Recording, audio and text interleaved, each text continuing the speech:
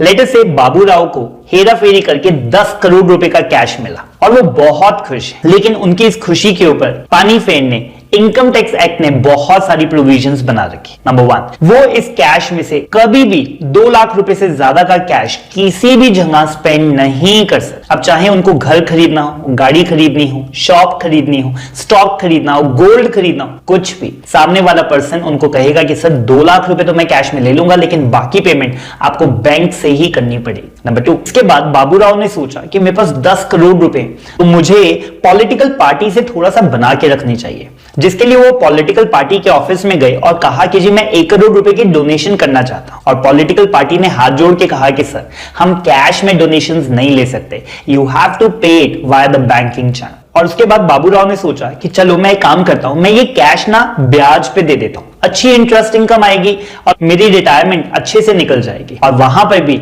Income tax act ने कहा कि आप 20,000 रुपए से ज्यादा का लोन कैश में 1 साल में ना दे सकते ना वापस ले सकते। तो बाबूराव की ये स्कीम भी फ्लॉप हो गई। इसके बाद बाबूराव ने सोचा कि मेरा तो बीपी हाई हो रहा है और अब मुझे हेल्थ इंश्योरेंस करवानी चाहिए।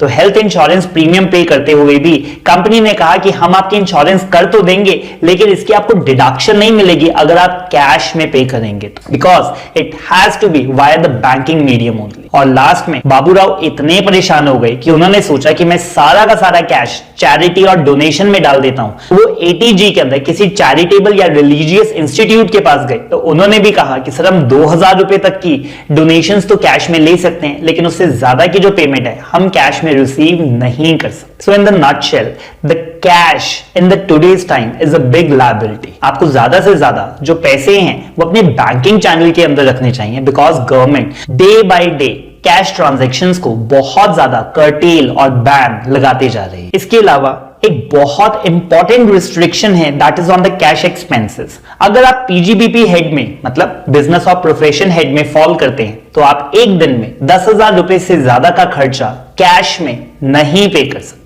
और अगर आपने पे कर दिया तो आप उसकी डिडक्शन नहीं ले पाएंगे, वो आपकी इनकम में ऐड कर दिया जाएगा और उसके ऊपर भी आपको टैक्स जमा करवाना पड़ेगा। और इसी का एक सब पॉइंट है जिसमें उन्होंने कहा कि अगर आपने कोई कैपिटल एसेट परचेज किया है जिसकी पेमेंट 10,000 रुपए से ज्यादा की सिंगल डे में अगर आपने कर दी, तो उसके ऊपर भी हम आपको डेप्रिसिएशन नहीं देंगे। अब वो कैपिटल एसेट क्या है?